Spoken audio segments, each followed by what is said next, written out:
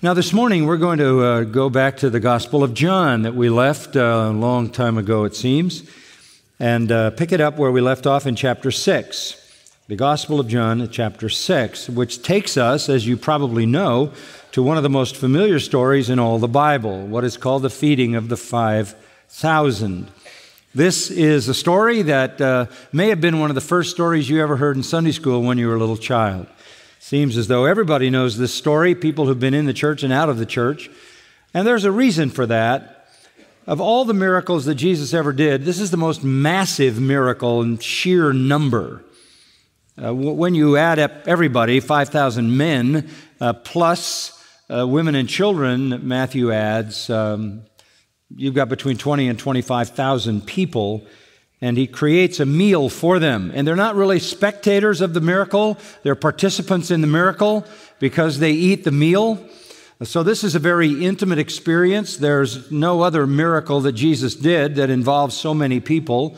The closest one would be a subsequent feeding of 4,000, which he did a little later in the area of Decapolis on the east side also of the Sea of Galilee. But the massive nature of this miracle makes it remarkable, and that's why all four Gospels include it. It's the only miracle other than his own resurrection recorded in Matthew, Mark, Luke, and John.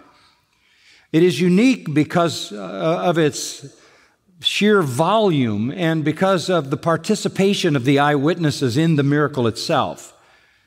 It is unique because it is a creative miracle. There are restorative miracles where he gives back sight to blind people and hearing to deaf people and restores paraplegics and heals diseases. We could call those restorative, although they obviously have a creative element to them because you get new organs and new limbs and all of that. There are some transformative miracles. You could say that's what happened when he changed water into wine. But this is just creation. This is creating food out of nothing to feed 25,000 people. It is a staggering testimony to the identity of Jesus Christ as God in human flesh. And that's why it's in all four Gospels. And it can't be debated and it can't be argued because of the sheer mass of eyewitness participants in the miracle. It really never has been denied until more modern times when critics have decided that it really wasn't a miracle at all. What really happened was a little boy gave up his lunch and everybody said, wow, let's all share. And so everybody reached into their knapsack and pulled out whatever they had, and you have this great spiritual experience of sharing. We're going to see that that's an absolute, utter impossibility and would only come up in the minds of unbelievers and skeptics who are trying to discredit the Bible and deny the deity of Jesus Christ. This is a monumental miracle, and it suits John. This is the fourth miracle that John has recorded in his gospel. The first one was creating wine at the wedding in Cana. The second one, as you remember, was in chapter 4, and that was the healing of a nobleman's son. And the third one was in chapter 5, and that was the man at the pool who had been there for so many years, and Jesus healed him and told him to pick up his bed and walk. This is miracle number 4 in the presentation of the Gospel of John as he writes the biography of Jesus. Now, John begins this inspired history of the Lord Jesus, inspired by the Holy Spirit, by establishing the identity of Jesus at the beginning. Go back to chapter 1, verse 1. He identifies Jesus by the term Word. He is identified as the Word. He bears that title. In the beginning was the Word was with God, and the Word was God. So John begins by telling us Jesus is God. The man Jesus is also God. In fact, that is evident because he was in the beginning with God. That is evident because everything that was created by him. Verse 3, and without him was not anything created that was created. That is evident because he is not the recipient of life, as verse 4 says, but he is the source of life. He is life itself. Verse 14, the Word, that is the eternal Son of God, became flesh and dwelt among us, and we saw his glory, and we recognized that it was the glory as of the only begotten, the monogenes, the premier one from the Father, full of grace and truth. Verse 18 adds, no one has seen God at any time. The only begotten God who is in the bosom of the Father, he has explained him. And there Jesus is called the only begotten God, the monogenes, the premier representation of God who has come in human form. So that's John's purpose. He's introducing us to Jesus, obviously a man with a history of living on earth, but important and maybe not so obvious is that he is also fully God. And that is John's purpose and intent. Why does that matter? Well, if you look at the end of the Gospel of John and the reason for his writing, you read this. Many other signs Jesus also performed in the presence of the disciples, which are not written in this book. That's to tell us that the miracles John records are only representative. Why are these written? Why the record of the miracles? These have been written so that you may believe that Jesus is the Christ, the Son of God. Why is it important that you believe that this man Jesus, who is the Messiah, is also God the Son? Why is that important to believe? Because in believing, you may have life in his name. The only way to have eternal life, John presents to us, is through believing in the God-man, Jesus Christ. God so loved the world that he gave his only begotten Son, that whoever believes in him shall not perish but have everlasting life. So that's the whole purpose of the Gospel of John, to demonstrate that the man Jesus, who lived in the nation of Israel, born in Bethlehem, lived his early life in Nazareth, came to Jerusalem, ministered across the nation, died, buried, rose again, ascended, and promised to return, is God, fully God in human form. Believing that, you may have eternal life, believing in his person and his work. Everything in the Gospel of John, then, is designed to fit that theme, to demonstrate that Jesus is the eternal God in human form. And that's why he introduces it the way he does, and he starts out giving testimony from the early disciples, then testimony from John the Baptist, the last of the Old Testament prophets. Then in chapter 2, he launches into the miracles that validate that claim.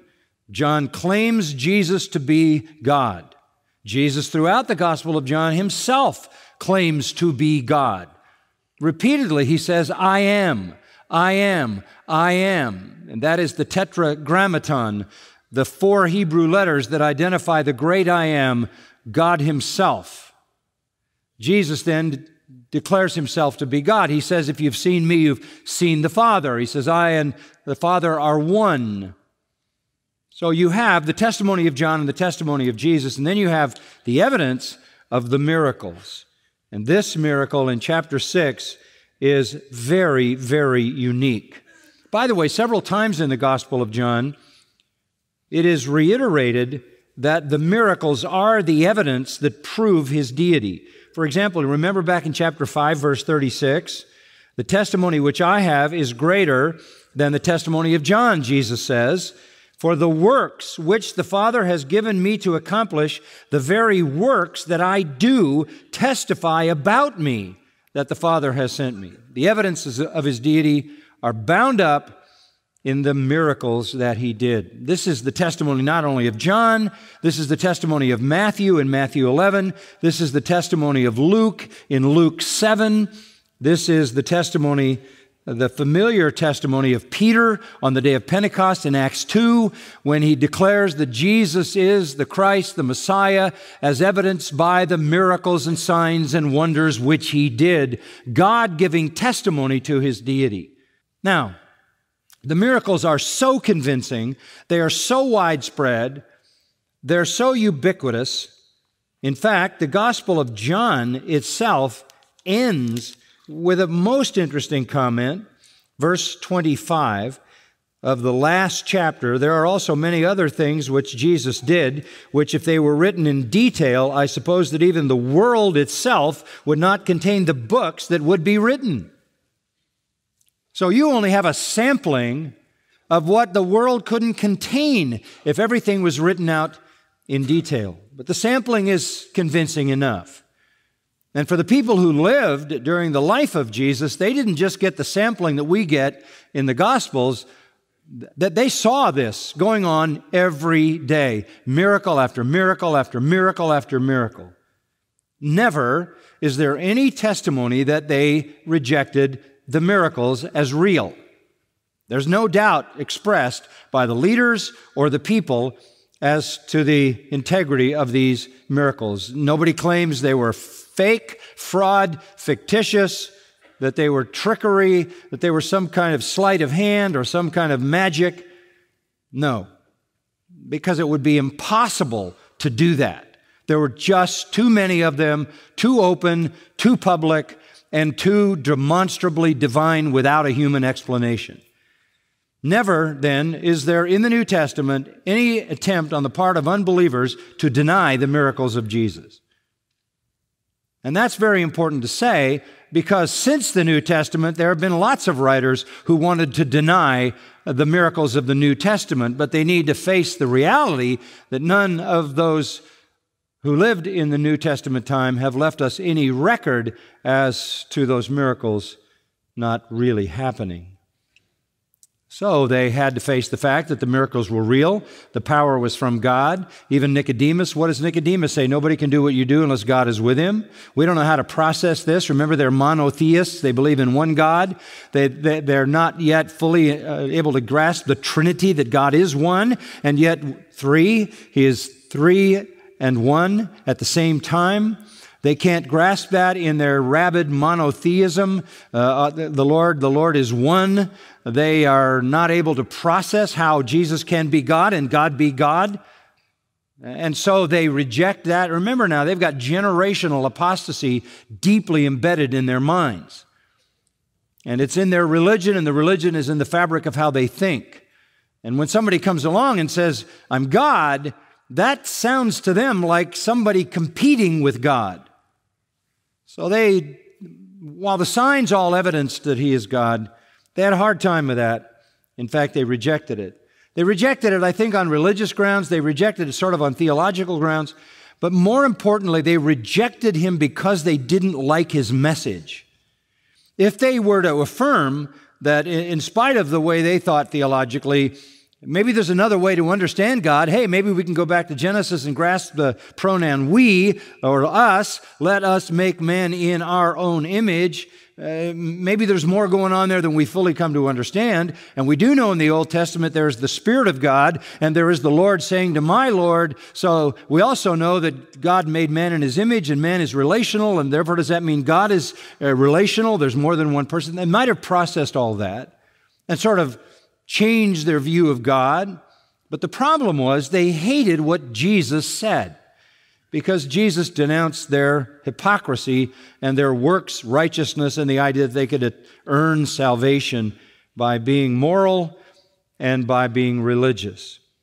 So, in spite of the evidence, which was obvious everywhere, they rejected Jesus. In fact, they determined that He was the most extreme blasphemer because He claimed to be God, and He took terrifying liberties with their Sabbath, which essentially was to attack the system. So they tried to kill Him. Never denying the miracles, they denied the miracle worker. Never rejecting what He did, they rejected Him. This is the stubbornness of the human heart. This is the deceptiveness of false religion. So when we come to chapter 6, we're going to see this again. The pattern in 6 is exactly as it was in 5. In chapter 5, there was a miracle, the man at the pool. The miracle was followed by a discourse on the deity of Christ drawn out of that miracle. The discourse was followed by rejection, and rejection was followed by plans to kill Jesus. Same thing in chapter 6, absolutely the same thing. Starts with a miracle, the feeding of the crowd, followed by a discourse, followed by rejection and defection, followed by the desire to kill Him, which is what it says in the first verse of the subsequent 7th chapter. So let's look then at this miracle. Verse 1.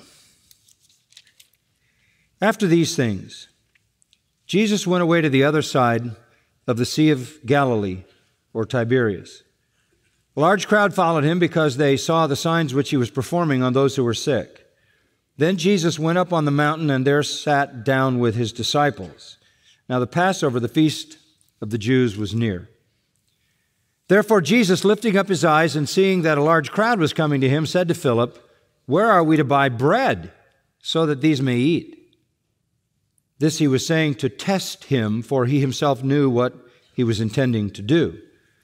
Philip answered him, 200 denarii worth of bread is not sufficient for them, for everyone to receive a little. One of his disciples, Andrew, Simon Peter's brother, said to him, "There's a lad here who has 5 barley crackers." Actually, that's not loaves the way you think of them. That's a cracker, small little hard biscuit. "And 2 fish." Typically, they would be pickled for preservation. And that's all we found. But what are these for so many people? Jesus said, "Have the people sit down." There was much grass in the place, so the men sat down, in number about 5,000. Jesus then took the loaves, and having given thanks, he distributed to those who were seated, likewise also of the fish, as much as they wanted. When they were filled, he said to his disciples, "Gather up the leftover fragments so that nothing will be lost." So they gathered them up and filled 12 baskets with fragments from the 5 barley crackers, which were left over by those who had eaten. Therefore, when the people saw the sign which he had performed, they said, "This is truly the prophet who is to come into the world." So Jesus, perceiving that they were intending to come and take him by force to make him king, withdrew again to the mountain by himself alone. You know, if Jesus had been a guy who was just trying to get power, this would have been his shining moment. He would have let him make him king. 25,000 people or so, pretty big force, and there would have been others coming from other places who had seen his miracles, who might have swelled the coup and made it successful. This was his moment. If what he wanted was power and authority, if, as some people say, he was some kind of a revolutionary who tried to bring about a noble revolution, this would have been his moment. But at the very moment, the high point of his popularity, he disappears to make sure that doesn't happen. Now again, this miracle that we just read about is the most extensive miracle Jesus ever did, and it's the highest participation level of any miracle he ever did. These people are not watching this happen. These people are eating the food. They are in the middle of the miracle. Nothing like it, except the subsequent miracle that occurs a little while later in Decapolis, which is recorded, by the way, in Matthew 15 and in Mark 8. You can read about that one. Well, let's just get into it and break it down. The fickle crowd, first of all, very important to understand this. There's no question about the popularity of Jesus. His popularity is staggering. There's a kind of a tsunami, a tidal wave of popularity sweeping across Galilee of interest in Jesus. There's no question about his being a miracle worker. Fake miracle workers can gain crowds. They can draw massive crowds on the deceptive promise and the sleight of hand and the chicanery and the deceit that they purvey. But here's a true miracle worker. He had power to draw thousands. He had power to draw tens of thousands of people. And that's exactly what was happening. Of course, their interest was all superficial. Their interest was all self-serving, and that sort of sets up the picture here. After these things, metatauta, that means nothing in terms of time. After these things is just a very generic statement that we're now leaving the subject of chapter 5 and moving to a completely different scenario. And by the way, if you want to know how much time had passed, you could go back to chapter 5, verse 1, because what happened in chapter 5 occurred at a feast of the Jews. Jesus had gone up to Jerusalem. That's when, you remember, he went to the pool of Bethesda, when he'd gone to Jerusalem for the feast. Okay, that might be Passover. We don't know. If it's Passover, then go to chapter 6, verse 4, and you see now the Passover, the feast of the Jews, was near. So that would mean a whole year had gone by. So after these things could encompass a year. If, on the other hand, the feast in chapter 5 was the Feast of Tabernacles, it would then have been 6 months. But in any case, it's a long period of time. Enough time, by the way, that he is no longer in Judea in the south. He is no longer in Jerusalem in the south. He is now in Galilee, as verse 1 tells us. He is in Galilee on the other side of the Sea of Galilee.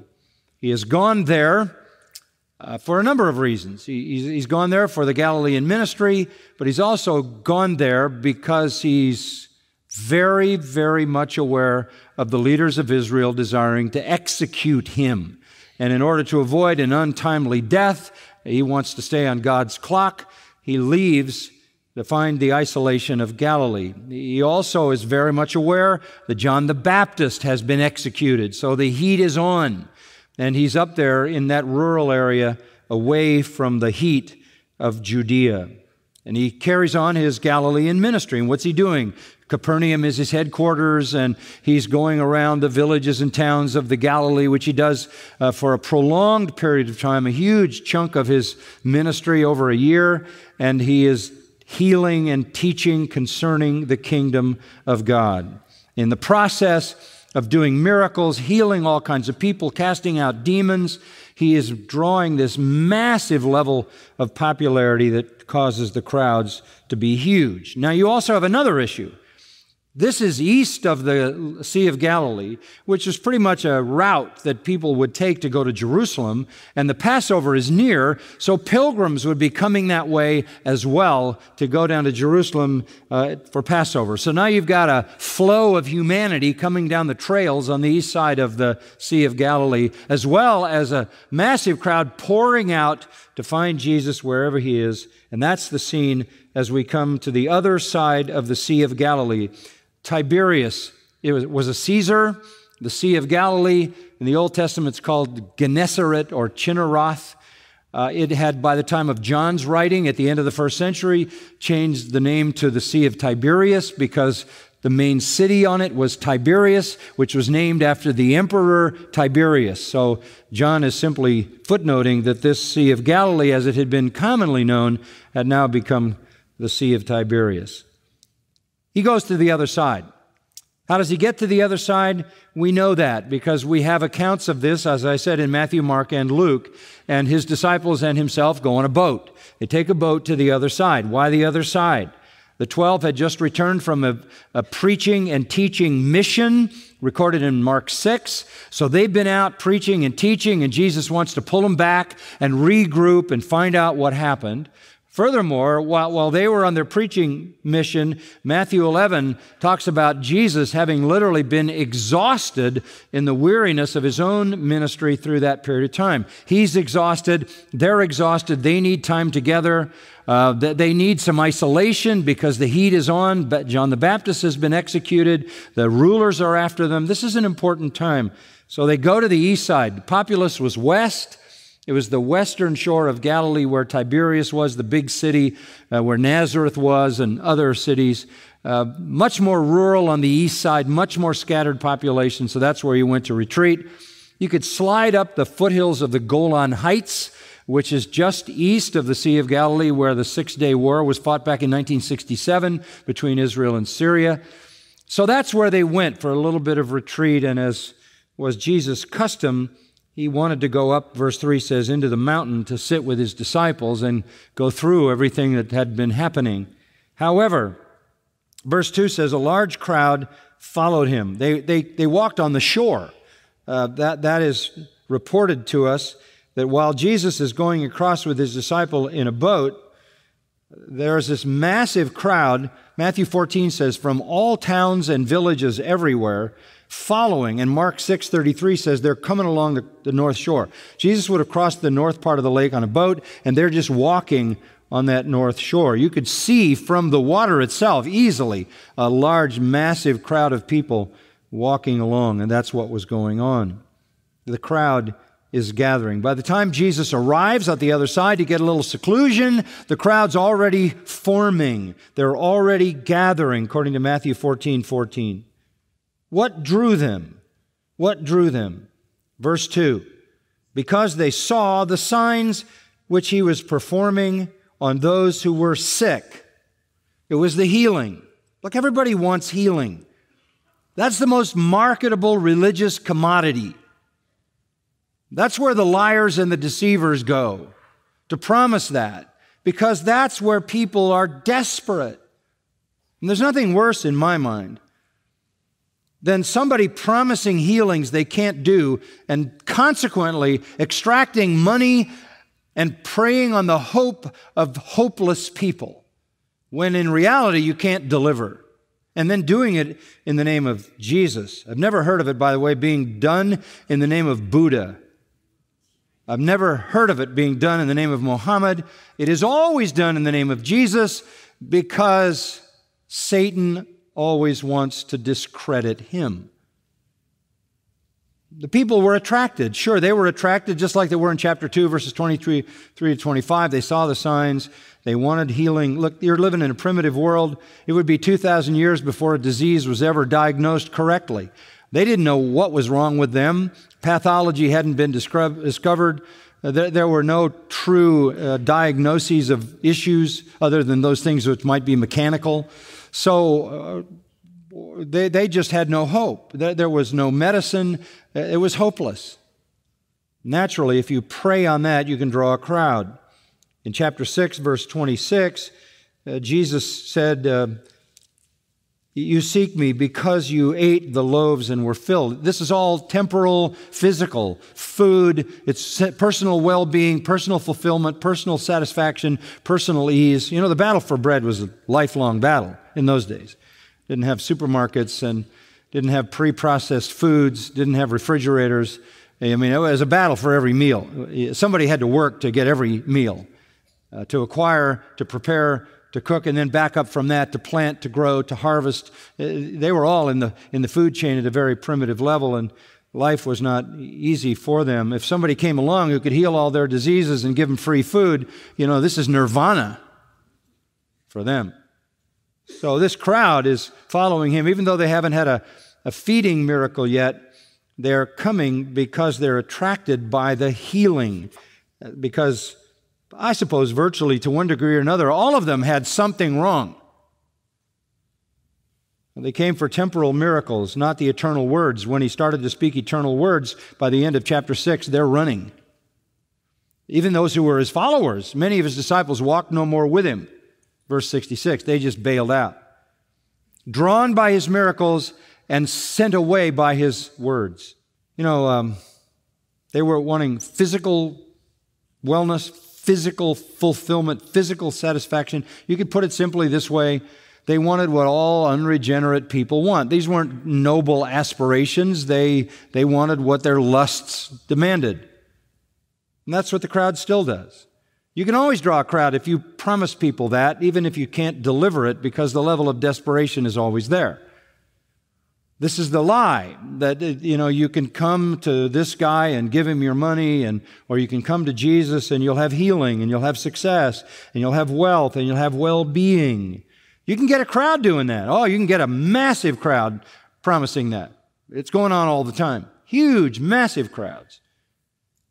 But if you're calling for self-denial, self-hatred, leaving father, mother, and all that you possess, if you're calling on people to repent, to be broken, to mourn over their sin, to realize their spiritual bankruptcy, to humble themselves, to sacrifice their lives, to maybe take up a cross, to be obedient to Christ, to pursue holiness, to endure tribulation, to be persecuted, and perhaps suffer, and even die as a martyr, you're not going to get such a crowd. Not going to get a big crowd. You've got to keep the message exactly where they want it to be. Jesus was demonstrating his power to show his deity so they would listen to his words, but they never got past their fleshly desires. Verse 3, when he arrived on the other side for a little while, maybe a few hours, he went up on the mountain and sat down with his disciples, and they did what they had intended to do. It was around the season of Passover, as we noted, which would have added to the crowd. But as always, Jesus eventually is drawn to the crowd. He is, after all, an evangelist. He is a preacher of the good news in the gospel, and they need to hear it. So he lifts up his eyes from his time with his disciples. He gives his attention elsewhere and sees that a large crowd was coming to him. They know where he is now. They're going to come at him. There's no escaping. They're coming to him. This is very important again to remind you. What drew them was not the kingdom, was not salvation, was not repentance, was not sound doctrine, was not a true understanding of sin, was not a longing for forgiveness, was not the hope of escaping judgment or escaping hell. What drew them was they saw the healings. Any faithful preacher and any faithful evangelist has to know that that's the default position of all sinners. Give me what I want now the way I want it. Give me the life I now want. If you offer that, you have prostituted yourself to that defective temporal desire. And so many did that in past history and are doing it today. I don't know whether they thought Jesus for sure was going to be their Messiah, was their Messiah. But as this thing began to unfold and they saw this miracle, they came to that conclusion, and they stated that down in verse 14. This is truly the prophet who is to come into the world. That's a messianic reference taken from Deuteronomy 18, where Moses promises the Messiah who would be like him, another prophet greater than himself.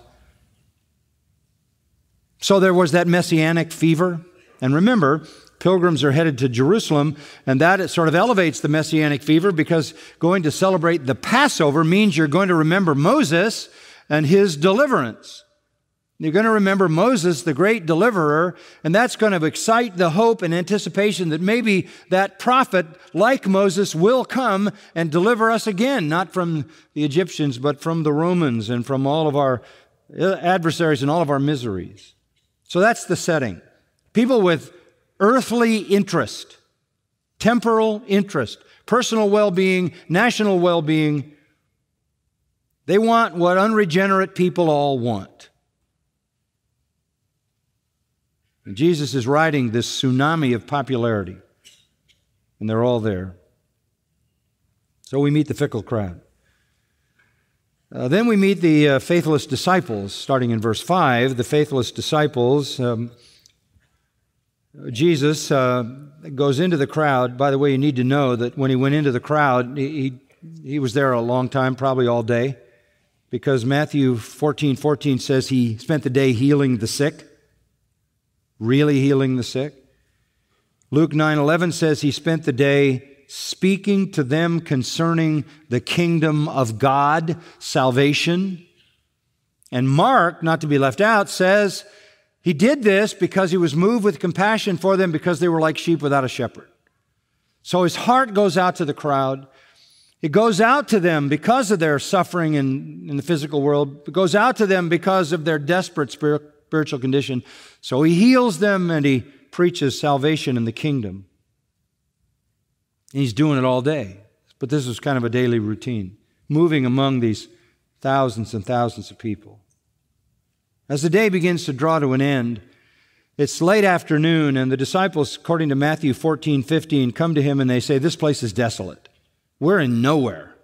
We're nowhere. We went up in a mountain to get away. The crowd came up to find us. Here we are nowhere. This is desolation." Then they said, "The hour is late already. You got to send these people away, because they need time before dark to get to some town or some village where they can have some food. Send them away." Literally, it says in Matthew 14:15, so that they may go into the villages that were scattered all over that more rural eastern part of Galilee, so they can get food. So Jesus says to Philip, "Where are we to buy bread so that these may eat?" They're telling him to send them away. And Jesus is saying, "Well, where can we go to get bread to feed them?" What does he say that? What's in his mind? Why is he saying that? This is the introduction of Jesus articulating an impossible situation. He wants to verbalize an impossible situation. He wants to make it clear for this narrative for all time that this was an impossible situation. There were no resources. This is a desolate place. There's nowhere to go to buy bread for this many people. That's absolutely not possible. Immediate food for 20,000 plus? Are you kidding? And he's really not looking for help from Philip. He's not looking for some suggestion. What is he doing? Verse 6, this he was saying to test him. For he already knew what he was going to do. What was the test? The test was to find out how much faith Philip had. It would have been a different story, perhaps, if Philip had said, Lord, why are you asking me? You made everything. Without you was not anything made that was made. You are the creator. We've seen you create. For all these months, we've seen you create. Why are you asking the question?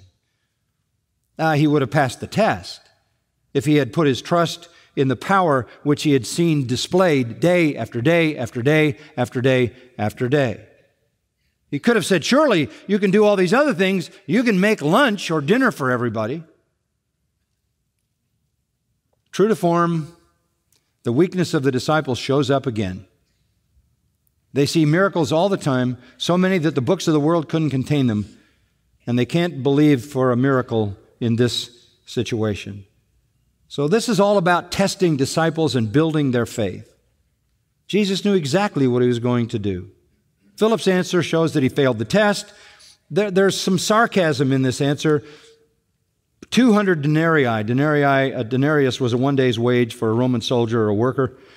So that's what, 8 months' pay? That's a lot of money, that kind of money.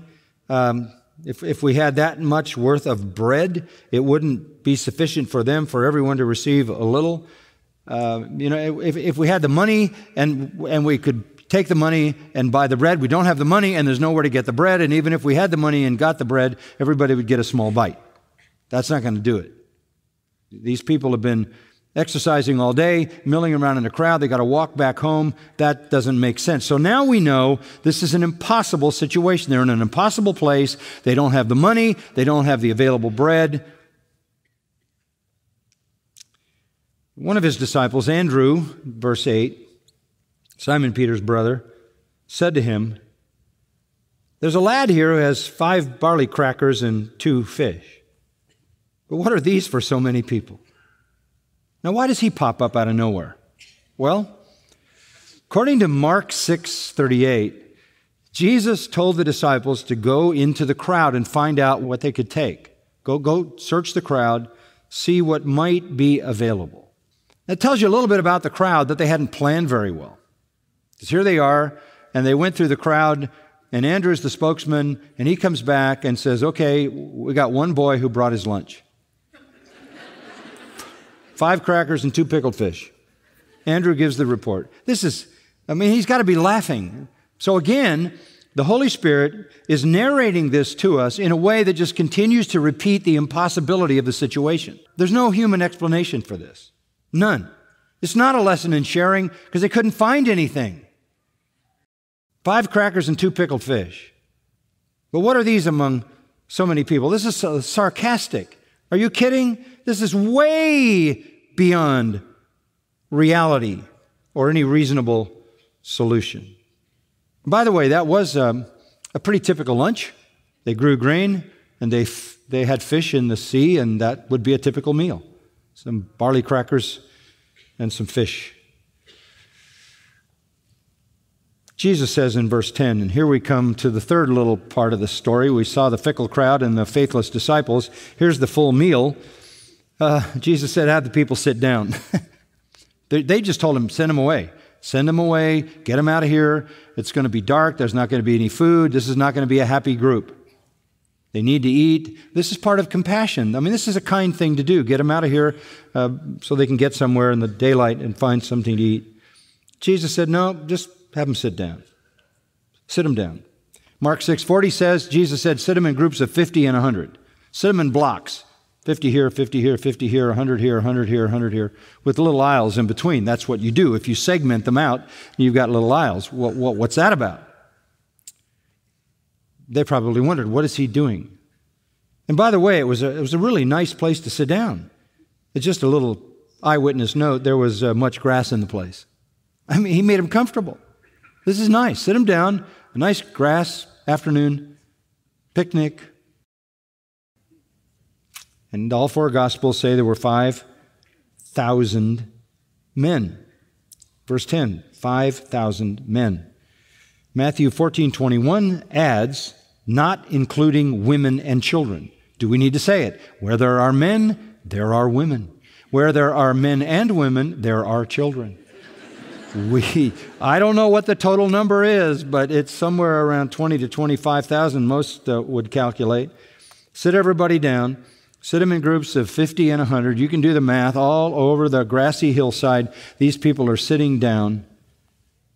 How you got them to cooperate, how you could have such control over that kind of a mass of people, probably explained by the fact that they all knew he had done miracles, and he had so much authority through the miracles that he had done that they did whatever he told them to do. And then in verse 11, this has to be the most understated act of creation ever. Jesus then took the crackers, and having given thanks, is this not bizarre? He's got 25,000 people, and he's got 5 little crackers in his hand. He's thanking the Lord for this wonderful meal that they're about to partake.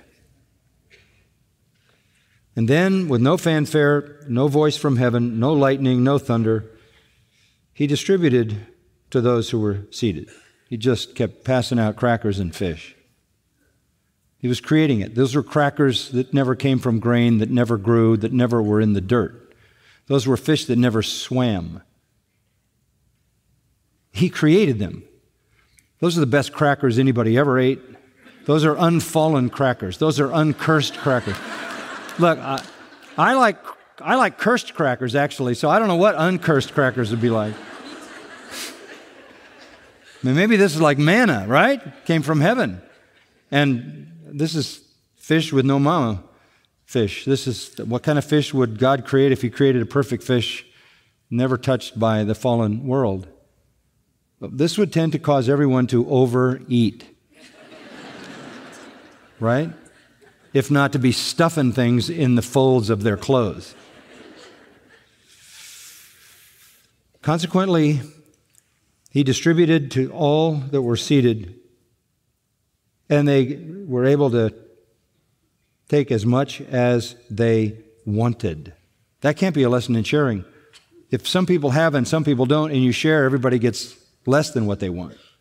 They get divided. Again, the emphasis here is this: there's no explanation for this, and you've got too many eyewitnesses to tamper with it. They all had all they wanted, and they were filled. I love that word, filled. It's a word used in animal husbandry. They were foddered up. They stuffed themselves on these crackers and fish. Now, that's not a delicacy. It's not like a hummingbird's tongue like Caesar would be nibbling on. But this is food from heaven, food from the Creator. And you can remember back to perhaps a meal that you had sometime that you couldn't forget. Probably didn't come close to this one. How many of them told the story to their children about the greatest meal they ever ate? They were filled, much as they wanted, foddered up like an animal that's had enough and turns away from the trough. And then there was more. It not only was a complete meal and a full meal, it was a precise meal. They gathered up everything that was left.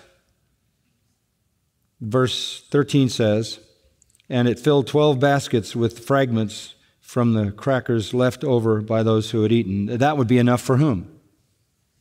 For the disciples, for the 12. This is a powerful, creative miracle, but it's also a precise creative miracle. It's exactly what everybody wanted and exactly what the apostles required as well. The precision of this miracle is stunning. It's as stunning as the power of this miracle. You know, Jesus could do this anytime he wanted. As I said, he does it a little later for 4,000. And then he even makes breakfast, John 21:9. John 21 ends the book of John with Jesus making breakfast for the apostles again by the Sea of Galilee. Smaller group, just them. They come from fishing, they come to the shore, and he's made breakfast. This way, by creating it. How in the world could they ever possibly exhibit any lack of faith in him? Having seen this, experienced this, and sat there, the 12 of them, munching through their food. By the way, that word basket means a food basket, and they didn't have plastic bags or paper bags, so they had baskets, which perhaps they carried in their own packs. We don't know, but they were filled. How could they possibly not believe in Jesus? How could they possibly not understand who he was? In Matthew 15:29, it says, Jesus went along by the Sea of Galilee. Having gone up into the mountain, he was sitting there, and large crowds came to him, bringing with them those who were lame, crippled, blind, mute, many others, laid them at his feet. He healed them all. So the crowds marveled as they saw the mute speaking, the crippled restored, the lame walking, the blind seeing, and they glorified the God of Israel. The disciples saw all that on a daily basis, and then they saw this. How do you explain the fact that in the moment of Jesus' arrest, they forsook him and fled? Why didn't somebody say, whoa, whoa, guys, we know what he's capable of doing. Let's stand and watch him do it. Such poor students they were. Such really poor students.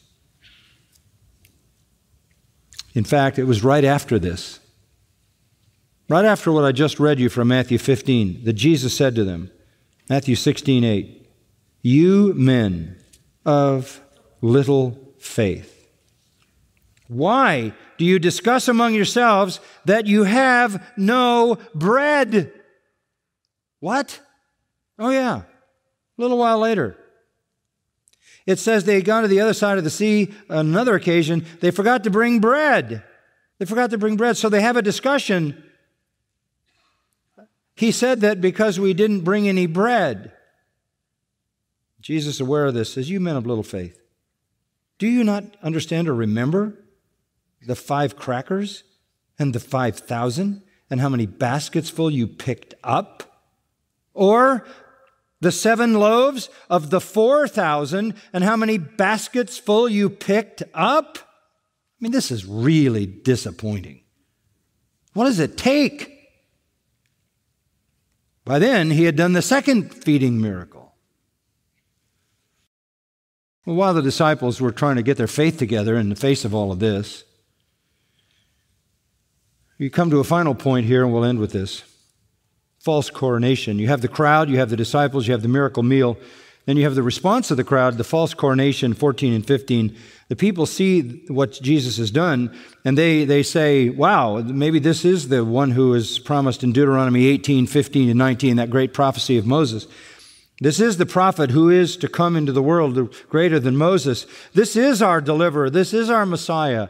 Perhaps it is him. By the way, Peter in his sermon in Acts 3 says it is him. Acts 3, 20 to 22. Jesus is that prophet who was to come. So the crowd gets that. Maybe this is him. This is him. So what do? Do they say, let's listen to what he has to say? Let's hear his message since he's a prophet from God? No. They try to take him by force. That's what they want to do, and make him king because he can have the ultimate welfare state. He can do all the miracles, heal everybody, and feed everybody. And Jesus withdrew into the mountain. The other writers say he sent his disciples into a boat, told them to go across the other side of the lake, dismissed the crowd. Jesus isn't willing to be a temporal provider. He's not willing to do that.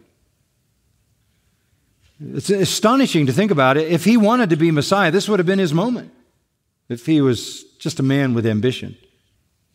But he would not allow them to push him to become the kind of king that they wanted. And that's the way it is today. The Jesus of the prosperity preachers is a false Jesus because the true Jesus isn't there. He's left. He's left. He will not be treated in that way.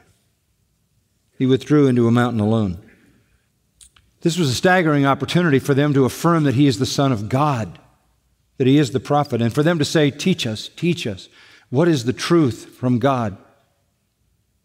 And he will do that. He will do that later in the chapter. He will give that great discourse on himself as the bread of life, drawing off that experience in the meal. He will talk about eternal riches, heaven, salvation, and they will reject it. They will reject it. Jesus does not acquiesce to whims and fancies. He comes to no man on that man's terms. People can't manipulate him for their own selfish ends. He doesn't promise unregenerate people what unregenerate people want. Jesus will not be a quick fix for felt needs. He will not be the one who just gives you temporal satisfaction. And if you market him that way, you're on your own because he's not there. People do not come to Christ for what they want. They come to Christ for what he demands. He calls on sinners to mourn over their sin, to be broken, penitent, acknowledge him as sovereign Lord, be obedient to him, live for him, maybe die for him, serve him as his slave, and suffer for him, and be persecuted for him. And when he gave that message in the rest of the chapter, they were gone. They were gone. Jesus always drives the superficial crowd away with the hard demands of the gospel. So, wherever you see a fake preacher gathering a crowd that stays, it's because they haven't heard the hard demands of the gospel. We'll see how that unfolds next time. Father, we thank you for our time in your word this morning. We are so grateful for the vividness of this incredible encounter being passed down to us through the gospel writers. We acknowledge Jesus Christ as Lord and Savior, and we want from him that which is eternal. We're thankful for provision in this life if he chooses to give it. We're thankful for health in this life if he chooses for his purposes to render it to us. We're equally thankful for deprivation, suffering, persecution, illness, even facing death, if that is for his glory, who is our master and whose slaves we are. We have come for the words of life. When Jesus said, "Will you also go away?" Peter said, "To whom shall we go? You and you alone have the words of eternal life." We want Jesus for the words. We want him for the truth. We can do without the health and wealth, but we cannot do without the truth. We embrace him as Savior and Lord because he is, and because he speaks a gospel which we believe and desperately need to rescue us from eternal hell and send us into glory with him. Thank you, God, for the gift of your Son. Thank you, Christ, for coming. Thank you for being our Lord and Master. Thank you, Holy Spirit, for giving us the word and the record of these things to guide us, that our approach to the Savior might be the right one. We want to be among those who don't go away because we want the words, because the words give eternal life. They cause us to believe and to possess the hope of heaven. Thank you for our time together, our worship. Bless every life and confirm the truth in every heart.